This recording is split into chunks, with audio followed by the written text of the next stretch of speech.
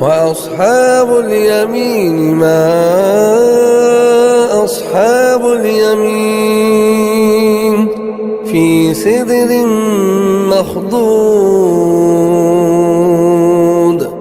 وطلح منضود وظل ممدود وماء مسكوب وفاكهة كثيرة لا مقطوعة ولا ممنوعة وفرش مرفوعة.